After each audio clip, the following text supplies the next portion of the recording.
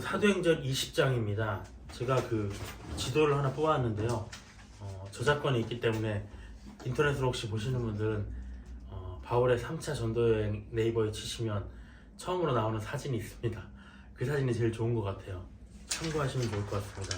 하도 왔다 갔다 해가지고 저도 이 지도를 펴놓고 공부를 좀 했습니다. 도대체 여기가 어딘지. 왼쪽에 지도에 이제 왼쪽에 있는 마게도니아라고 하는 곳은 그리스 지역이에요. 그 지역에 빌립보 교회, 베레아 교회, 또 데살로니가 교회가 있었고요. 그 다음에 갈라디아 이쪽은 1차 전도 여행 때 바울이 많이 돌아다녔었죠. 그 지역은 이제 터키 지역입니다.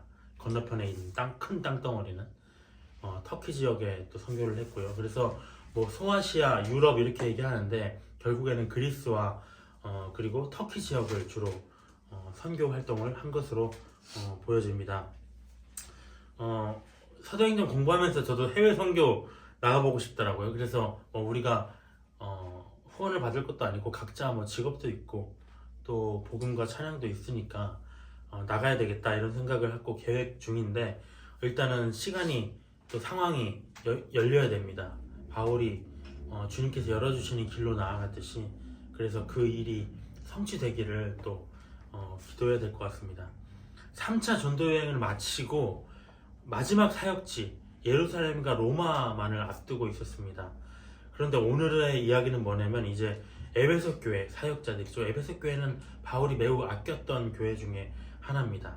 그 교회 리더들을 불러서 마지막으로 목회자 컨퍼런스라고 할 수 있겠죠. 그 내용들을 가지고 이야기를 나누게 됩니다. 바울이 말하고 싶었던 내용들이 무엇인가, 그들을 불러서 왜 어떤 것을 당부하고 싶었을까, 그 내용을 한번 살펴보면 좋을 것 같습니다. 1절로 보겠습니다. 소요가 그침에 바울은 제자들을 불러 권한 후에 작별하고 떠나 마게도냐로 갔다고 되어 있습니다. 소요, 우리가 사도행전 19장에서 에베소의 은세공업자들이 소요 사태가 일어났었습니다. 불법 집회를 하고 난리가 났었죠. 왜 그러냐, 바울이 그 은세공업자들이 아데미 신상 우상을 만들고 생업을 이어가는데, 바울이 사람의 손으로 만든 거는 다 우상이다, 헛되다 이렇게 전파를 하니까 그들의 생계가 위협을 받았단 말이죠. 그래서 바울과 또 그 일행들을 죽이고자 쫓아내고자 소요를 일으킵니다. 결국에는 그 이제 소요가 마무리가 되고 그 상황 속에서 바울이 떠나게 됩니다. 그러니까 사람들이 많이 모여서 사람들이 많이 모이면 집단지성이라고 하잖아요. 지혜가 더 나와야 되는데, 사람들의 역사, 성경의 역사 속에서는 사람들이 모이면 모일수록 어리석은 짓을 한단 말이죠. 참 악한 모습입니다. 우리가 바벨탑도 마찬가지고요. 예수님을 못 박아 죽이라고 외쳤던 군중들도 마찬가지고요. 지금 이 시대도 마찬가지잖아요. 이 일이 있은 후에 이제 바울은 에베소를 떠나서 마게도냐로 향했습니다. 에베소는 터키 서부 지역이에요. 마게도냐는 베레아, 데살로니가, 빌립보가 있는 그리스 북부 지역입니다. 배를 타고 건너갔어요. 2절에 그 지방으로 다녀가면서 여러 말로 제자들에게 권하고 헬라에 이르렀습니다. 헬라는 어디냐면 남쪽이죠. 그리스 북부 지역인 마게도냐에서 그리스 남부로 내려온 겁니다. 헬라에는 어디가 있냐면 고린도와 아테네가 있었습니다. 그리스의 중심 지역이죠. 그래서 우리가 헬라 문화라고 한다면 그리스 문화를 얘기할 수 있습니다. 헬라에 도착한 바울은 3개월간을 머물렀어요. 배를 타고 그 일이 끝난 다음에 시리아로 내가 넘어가야 되겠다. 안디옥 교회가 있었잖아요. 안디옥 교회에 갔다가 내가 정비를 좀 하고 이제 예루살렘과 로마로 가야 되겠다 생각을 했습니다. 근데 문제가 생겼어요. 유대인들이 자기를 죽이려고 공모한다는 사실을 알게 됐습니다. 그래서 어떻게 하느냐, 배를 안 타고 육로로 다시 돌아가기로 한 거예요. 배를 타면 금방인데 왔던 길로 다시 마게도냐로 올라갔다가 또 터키를 지나서 가기로 결정을 합니다. 육로로. 그래서 육로로 돌아서 드로아까지 가서 그 근처에서 배를 타고 가야 되겠다 계획을 수정합니다. 이 상황이 이렇게 된 거 저는 성령님의 또 인도하심이라고 생각해요. 이제 바울이 떠나면 다시는 이 교회에 방문할 수 없게 되거든요. 그렇기 때문에 마지막으로 한 번 더, 이미 지나왔지만 한 번 더 그들에게 가서 교회를 돌보고 마지막 사역지로 향해라 하는 성령님의 인도하심일 거라고 생각을 합니다. 3절에 보면 거기, 그러니까 헬라 지역, 고린도 아테네가 있는 그리스 남부 지역인데 거기에 석 달 동안 있다가 배 타고 안디옥 교회가 있는 수리아로 가고자 할 때 유대인들이 자기를 해하려고 공모함으로 마게도냐를 거쳐 돌아가기로 작정하니 아시아까지 함께 가는 자는 베레아 사람 브로의 아들 소바도와 데살로니가 사람 아리스다고와 세군도와 더베 사람 가이오와 및 디모데와 아시아 사람 두기고와 드로미보라. 그들은 먼저 가서 드로아에서 우리를 기다리더라. 우리는 무교절 후에 빌립보에서 배를 타고 떠나 닷새만에 드로아에 있는 그들에게 가서 7일을 머물렀다고 되어 있습니다. 5절 6절 사람이 달라요. 헬라에서 출발한 바울 일행의 이름들입니다. 근데 그들이 바로 드로아로 간 사람들이 있었고요. 또 어떤 사람들은 마게도냐를 거쳐서 드로아로 간 우리들이 있었습니다. 먼저 우리가 드로아로 간 그들이 있어요. 5절에 보면 바로 간 이들은 누구냐? 4절에 나왔듯이 나머지 일행들, 바울을 제외한 나머지 일행들은 드로아로 그냥 바로 갔다는 거죠. 한꺼번에 뭐 우리로 갈 필요가 없잖아요. 근데 마게도냐를 거쳐서 6절에 보면 우리라고 하는 자들이 있어요. 이들은 누구냐? 이 글을 쓰고 있는 지금 우리 중에 하나 누가? 그 다음에 바울, 그리고 아마도 몇몇 사람들이 같이 마게도냐에 있는 교회를 둘러봤을 겁니다. 자기가 개척한 교회들을 다 돌아본 거죠. 성령님의 마지막 배려일 것이다. 그 후에 이제 빌립보에서 배를 타고 빌립보까지 돌본 다음에 이제 터키 북서부에 있는 드로아로 합류를 합니다. 모든 사람들이 다 거기에 모였어요. 근데 거기서 또 머물자마자 바로 또 일주일간 성경을 가르칩니다. 계속 성경을 가르치고 계속 교회를 돌봐요. 마음이 조급하거든요. 하나라도 더 지금 가르쳐줘야 되는데 순교의 날이 다가오고 있다는 걸 자기는 알고 있는데 다시는 이제 못 만날 것이다. 마지막 열정을 불태우고 있습니다. 7절에 보면 그 주간의 첫날에 유대인들에게 한 주의 시작은 일요일이에요. 우리가 떡을 떼려 하여 모였더니 바울이 이튿날 떠나고자 하여 그들에게 강론할세 말을 밤중까지 계속하며, 그러니까 일주일간 머물렀으니까 아마 뭐 7일째 6일째 이렇게 되는 날이었겠죠. 마지막 날을 열심히 이제 성경을 가르치고 있었습니다. 8절에 보면 우리가 모인 윗다락에 등불을 많이 켰는데 유도고라 하는 청년이 창에 걸터 앉아 있다가 깊이 졸더니 바울이 강론하기를 더 오래 하며 졸음을 이기지 못하여 3층에서 떨어지거늘 일으켜보니 죽었는지라. 바울이 내려가서 그 위에 엎드려 그 몸을 안고 말하되 떠들지 말라 생명이 그에게 있다 하고, 성경 공부를 하다가 3층에서 떨어져 죽은 사람, 너무 현실적인 사건이잖아요. 우리도 전에 이런 일이 있었어요. 교회에서 성경 공부를 하고 있는데 옥상에서 사람이 죽어 나왔다는 거죠. 물론 그분이 성경 공부를 한 건 아니지만, 근데 이 몸을 안고 바울이 하는 모습을 보니까 여기 태영간사님도 마찬가지였거든요. 그 시신을 안고 울부짖는 그 모습이 바울의 모습이 아닐까. 너무 슬퍼서 어떻게 된 일이냐 이게 막 붙잡고 있는 거죠. 근데 그분은 살아나지 못했어요. 어쨌든 그게 축복이죠, 그분에게는. 어쨌든 10절에 보면 이제 거기 바울이 그 사람에게 간 다음에 떠들지 말라고 합니다. 왜 떠들지 말라고 했을까? 기적이 일어나야 되는데 기적을 방해하는 믿음 없는 말들이 오갔다는 거죠. 오갔을 거라는 거죠. 어떤 말들인가? 아니, 왜 하나님 말씀을 공부하는데 죽는 사람이 나오느냐? 왜 하나님이 안 지켜준 거야? 이렇게 열정적인 청년을. 이런 말들이 오갔다는 거죠. 충격적인 일이니까.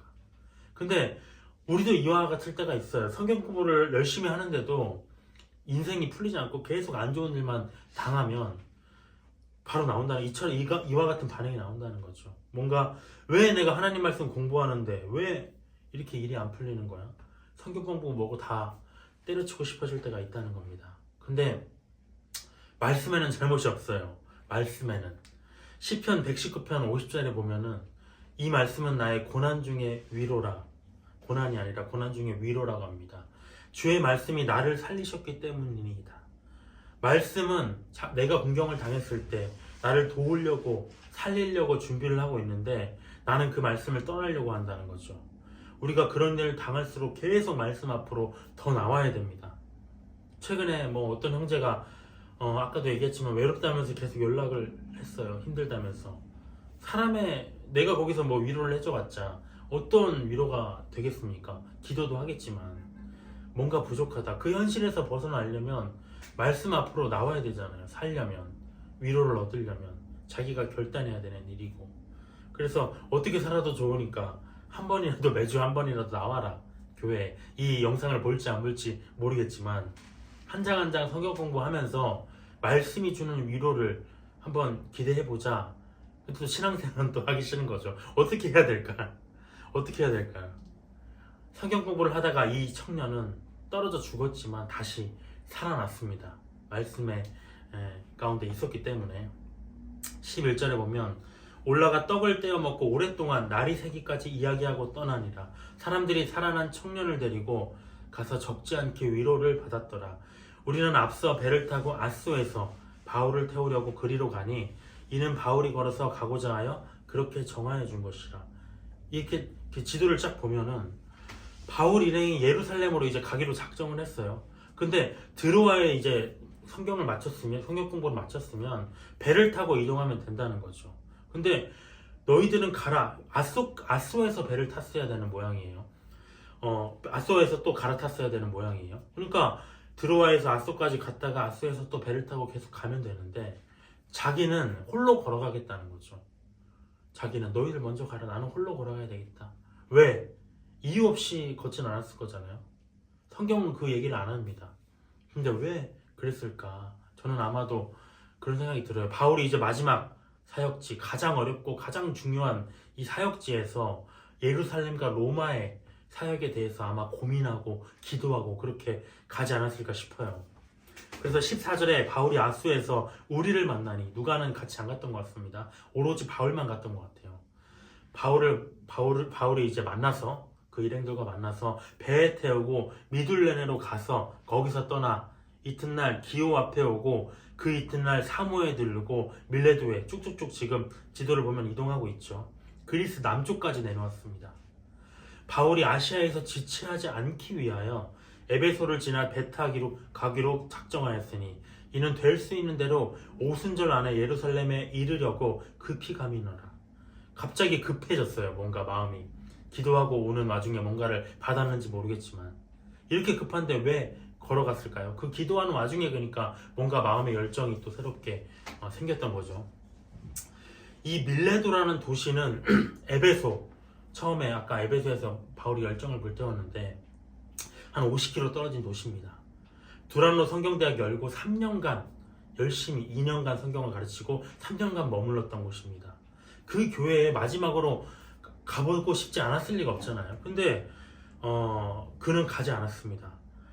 왜냐? 유대인들이 지금 오순절에 예루살렘에 많이 모이기 때문에 빨리 거기 가가지고 한 사람에게라도 더 복음을 전해야 되기 때문에 에베소에 오고 가고 이렇게 자기가 할 시간이 없었던 거예요. 그러니까 에베소에 연락해서 직분자들만 빨리 오게 하라 라고 얘기를 합니다. 그래서 밀레도에 다 모인 거예요. 에베소 교회 리더들이 모아서 무슨 얘기를 전하고 싶었겠죠. 마지막 유언입니다. 유언. 17절에 보면 바울이 밀레도에서 사람을 에베소로 보내어 교회 장로들을 청하니 오매 그들에게 말하되 아시아에 들어온 첫날부터 지금까지 내가 항상 여러분 가운데서 어떻게 행하였는지를 여러분도 아는 바니 곧 모든 겸손과 눈물이며 유대인의 간계로 말미암아 당한 시험을 참고 주를 섬긴 것과 유익한 것은 무엇이든지 공중 앞에서나 각 집에서나 거리낌이 없이 여러분에게 전하여 가르치고 유대인과 헬라인들에게 하나님께 대한 회개와 우리 주 예수 그리스도께 대한 믿음을 증언했다고 되어 있습니다. 교회 리더들을 만나서 너희들의 스승인 내가 이 교회를 위해서 어떻게 헌신하는가를 지금 상기시킵니다. 19절에 겸손으로 섬겼어요. 내가 사도고 나 목회자고 많이 안다고 잘난지 하는 게 아니라 겸손함으로 섬겼습니다. 두 번째 또 눈물로 섬겼어요. 넘어지고 떠나고 그런 자들이 있었을 거잖아요. 흔들리고 이런 자들을 온전케 하기 위해서 눈물로 기도했습니다. 또 대적하는 자들이 그 와중에 있었어요. 간계와 시험이 계속 있었습니다. 평안했던 게 아니라. 그치만 바울은 끝까지 참고 주를 섬기면서 때를 얻든지 못 얻든지 어디서든지 누구에게든지 담대함에게 복음을 가르치고 증언했다는 것. 그 결실로 지금 에베소 교회가 이렇게 리더들이 세워질 만큼 어엿한 교회로 자리가 잡아진 겁니다. 22절에 보라 이제 나는 성령에 매여 예루살렘으로 가는데 거기서 무슨 일을 당하는지 알지 못하노라. 오직 성령이 각 성에서 내게 증언하여 결박과 환난이 나를 기다린다 하신다고 돼 있습니다. 성령의 예언을 받았어요. 그건 뭐냐면 예루살렘에 네가 가면 결박과 환난을 당할 것이다. 저는 이 예언을 바울이 드로아에서 아까 아소로 홀로 걸어가면서 예루살렘과 로마 사역을 위해서 기도할 때 받았다고 생각합니다. 성령이 바울을 메어서 예루살렘으로 데려가고자 하신다는 거죠. 그래서 바울 앱에서 들릴 시간도 없고 마음이 급한 겁니다. 한시도 지체하지 않고 지금 빨리 가기를 원하시기 때문에 성령께서. 그러면서 안디옥 교회에 들를 계획을 수정하고 시리아로 갈 계획을 수정하고 바로 예루살렘으로 직행해야겠다고 마음을 먹은 거죠. 그러니까 정말 이런 상황 속에서 어쩔 수 없이 근데 끌려가는 건 아니에요. 바울이 성령에 매여서 가지만 성령님은 좀 특이해요.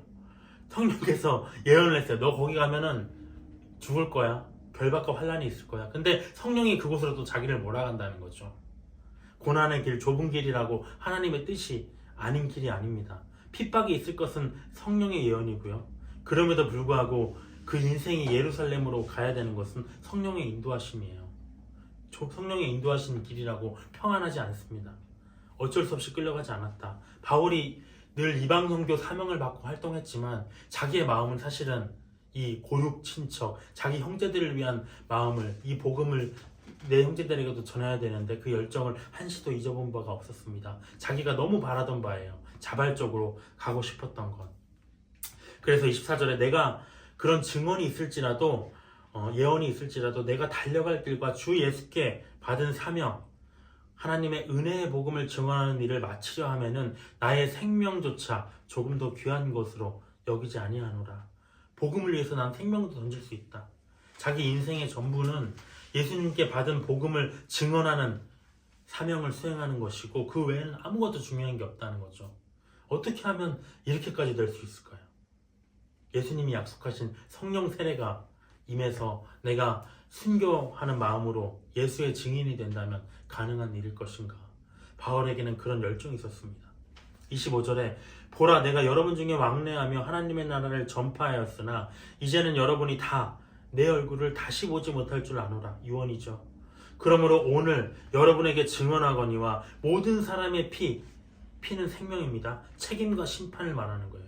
나는 책임이 없다. 너희 생명에 대해서. 나는 깨끗하다. 왜? 내가 꺼리지 않고 하나님의 뜻을 다 여러분들에게 전하였기 때문에 자신감이죠. 다른 교회들하고는 달라요. 에베소 교회 성도들 너희들에게는 직접 대면해서 오랜 기간 말씀을 하나님의 뜻을 성경 전체를 성경대학을 통해서 다 빠짐없이 가르쳤다는 겁니다. 몰랐다고 할 수 없다는 것. 실제로 두란노 성경대학 속에서 2년간 가르쳤죠. 가르치는 자에게 날마다 배우고 가르치는 것은 쉽지 않은 일입니다. 그래서 이제는 너의 책임이다. 그 말씀을 배운 말씀을 행해서 구원을 받든지 행하지 않아서 심판을 받든지 이제 너희들이 결정해야 된다. 내가 물을 떠먹여줄 수는 없지 않느냐. 물가로 데려갔으니까. 28절에 여러분은 에베소의 장로들에게 얘기합니다. 지금으로 말하면 목회자, 사역 리더들이에요. 그들의 역할을 얘기하는 겁니다. 자기를 위하여 또는 온 양떼를 위하여 삼가라. 조심하라. 사역자 너희들을 위해서 조심해야 되고 양떼 성도들을 위해서도 조심해야 된다. 성령이 그들 가운데 여러분을 감독자로 삼고 하나님이 자기 피로 사신 교회를 보살피게 하셨다. 사역자의 역할이라는 거죠. 교회 개척은 바울이 했지만 그 교회는 사람의 것이 아니에요. 자기 피로 사신 하나님의 것이다. 그래서 교회 리더들이 이렇게 교회를 지키고 보살펴야 할 리더의 역할이 얼마나 중요한 것인가 강조하고 있는 겁니다. 그런 다음에 진짜 목적을 얘기하는 거예요. 진짜 하고 싶었던 말. 29절에 내가 떠난 후에 사나운 이리가 여러분들에게 들어와서 양떼를 아끼지 아니하며 또한 여러분 중에서도 제자들을 끌어 자기를 따르게 하려고 어그러진 말을 하는 사람들이 일어날 줄을 내가 안다. 바울이 에베소 교회 리더들을 모은 이유입니다. 교회에 대한 유언. 저는 이것도 아까 그 예루살렘에 또 로마에 결박과 환난이 있을 것이다 라고 한 것처럼 드로아에서 아소로 걸어가는 동안에 모든 교회를 위해서 기도할 때 받은 성령의 예언이라고 생각해요. 성령께서 너 에베소 교회에다 이 예언해라 라고 얘기하셨다고 생각합니다. 그 예언이 뭐냐? 교회를 무너뜨리려는 세력이 있을 것이다. 교회를 공격하는 첫 번째 세력, 29절에 보면 사나운 일이에요. 1위는 밖에서 교회로 들어왔다고 했어요. 들어오는 세력이에요. 그 사람은 뭐냐면 한 번도 교회 성도였던 적이 없는 사람이에요. 교회 성도가 아닙니다.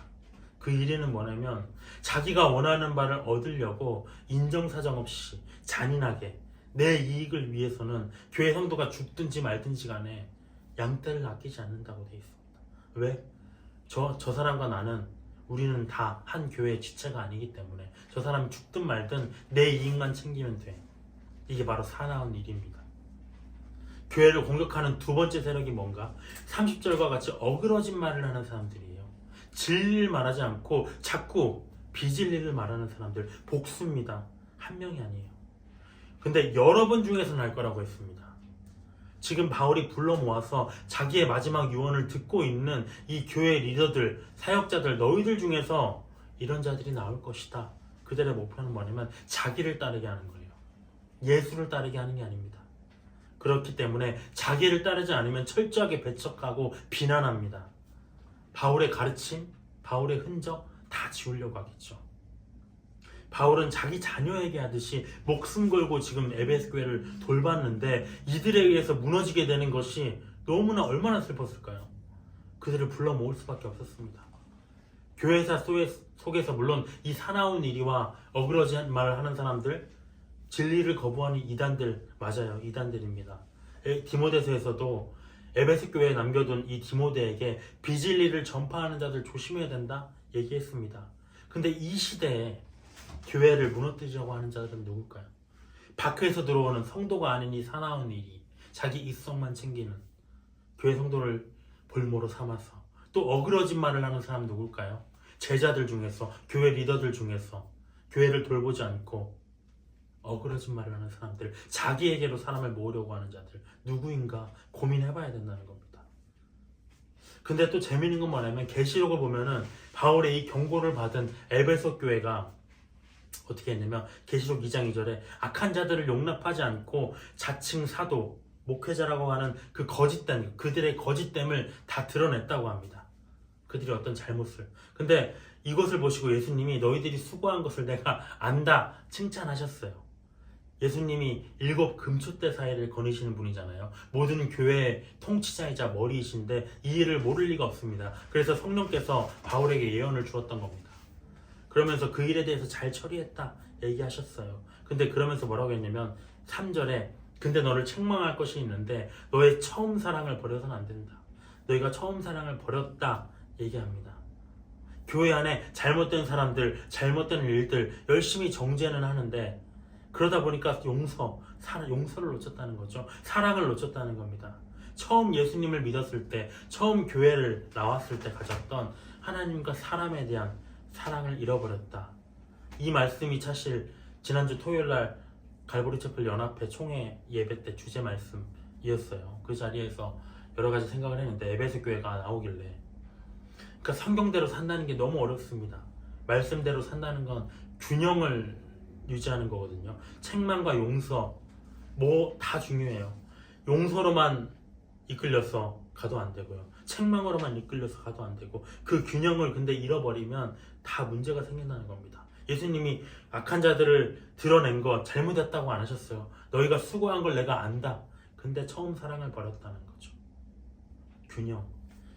31절에 보면 그러므로 여러분이 일깨어 내가 3년이나 밤낮 쉬지 않고 눈물로 각 사람을 훈계하던 것을 기억하라. 두란노 성경대학에서 2년을 포함해서 3년이나 있었던 겁니다. 정말 저도 이 생각을 보면서 자꾸 그런 생각이 떠올랐어요. 사도행전은 어쨌든 마지막에 공부하라고 유언을 남기신 또 저의 스승께서도 마찬가지였고 저도 그런 생각합니다. 아까도 무정함에 대해서도 얘기했지만 얼마나 나락까지 갈 수 있었을까. 지금도 나락이지만 만약에 제 신앙이 그 스승님을 만나지 못했다면 그분의 어떤 기도와 말씀의 훈계가 없었다면 참 제 인생이 어떻게 흘러갔을지 감당이 안 됩니다. 어쨌든 뭐 그분의 잘못과 그분의 어떤 것이 있든지 간에 감사와 존경의 마음은 정말 늘 변한 적이 없어요. 저는 그래서 제 인생에서 제가 배운 지식에서 사역 현장에서 그분의 흔적을 지울 수가 없잖아요. 지울 생각도 없고요. 저는 기억할 겁니다. 왜냐? 저의 추모 방식입니다. 그게. 근데 요즘 들어서 더 그래요. 막 제가 감당하지 못할 일들이 막 나올 때마다 혼란스러운 일들, 뭐가 옳을까 생각할 때마다 어떤 이런 문제를 상의할 영적인 어른이 없다. 이것이 참 슬픈 일인 것 같아요. 어떤 일에 대해서 같이 기도하고 이럴 어른, 상의할 어른. 어쨌든 이렇게 사나운 일이 어그러진 말을 하는 사람들의 공격, 여기서부터 이것이 올 것인데 바울은 너희들이 살아남으려면 이 방법밖에 없다 이렇게 얘기를 합니다. 32절에 보면 지금 내가 여러분을 주와 및 그 은혜의 말씀에 부탁하노니 그 말씀이 여러분을 능히 든든히 세우사 거룩하게 하심을 입은 모든 자 가운데 기업이 있게 하시리라. 바울이 자기 제자들을 주 예수님과 은혜의 말씀에 부탁한다고 했습니다. 어떤 상황에서도 사실 말씀밖에 없어요. 말씀이 우리를 흔들리지 않게 하고요. 능히 든든히 세운다는 거죠. 그래서 어떻게 하느냐? 장차 우리가 백마탄 거룩한 성도들 그 일원이 되어서 기업을 얻게 한다는 거죠. 천년왕국에서. 말씀으로 이 현세에서도 세워질 수 있고요. 내세에서도 우리가 기업을 얻게 된다는 것. 말씀밖에 없다. 33절에 내가 아무의 은이나 금이나 의복을 탐하지 아니하였고 여러분이 아는 바와 같이 이 손으로 나와 내 동행들이 쓰는 것을 충당하여 범사에 여러분에게 모본을 보여준 바와 같이 수고하여 약한 사람들을 돕고 또 주 예수께서 친히 말씀하신 바 주는 것이 받는 것보다 복이 있다 하심을 기억하여야 할지니라. 이 말을 한 후 무릎을 꿇고 그 모든 사람들과 함께 기도하니 다 크게 울며 바울의 목을 안고 입을 맞추고 사랑의 모습 아닌가요? 다시 그 얼굴을 보지 못하리라 한 말로 말미암아 더욱 근심하고 배에까지 전송하리라. 천국에서 다 만나겠지만 어쨌든 이 땅에서의 이별이 슬픈 겁니다. 바울이 마지막으로 이야기한 건 무엇이냐? 나는 교회로부터 금이나 은이나 의복을 탐하지 않았다. 오히려 내 손으로 돈 벌어서 복음 사역했다고 얘기하는 겁니다. 모범을 보이기 위해서. 너희들도 이와 같이 하라는 거죠. 왜 갑자기 이 말을 갑자기 했을까요? 갑자기 사나운 이리와 어그러진 말을 하는 제자들에 대한 이야기를 하다가 사나운 이리와 어그러진 말을 하는 자들은 그렇지 않을 거기 때문에 자기들의 이익을 다 챙겨 먹을 거기 때문에 나는 그렇게 하지 않았다. 너희들이 나의 제자라면 나의 모본을 따라야 된다라고 얘기하고 있는 겁니다. 35절과 같이 수고하고 약한 사람들을 돕는 것보다 그들은 자기 배를 불리기 바쁠 거다. 주는 것이 받는 것보다 복된데도 나 자꾸 받으려고만 빼앗아가려만 할 것이라는 거죠. 리더들이 슬픈 일입니다. 바울과 에베소 장로들은 이 말씀을 듣고 슬픔과 근심 속에서 또 작별의 아쉬움 속에서 이제는 바울이 그들을 챙길 여력이 없습니다. 가르칠 거 다 가르쳤고 그대로 행하느냐는 그들의 선택과 결정이고 그에 따른 책임을 받을 것입니다. 36절과 같이 그래서 무릎 꿇고 함께 기도했죠. 오늘의 내용들, 교회에 대적자들이 있다. 밖에도 있고요, 안에도 있다. 성도 중에도 있고 성도 같지 않은 사람 중에도 있고 그들로부터 어떻게 교회를 보존할 것인가.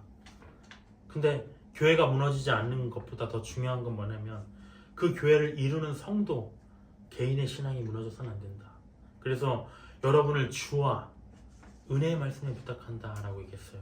너희 리더들에게 주님과 말씀 속에서 살아야 된다. 왜냐? 휴거의 참여에 대해서 생각해 봅니다.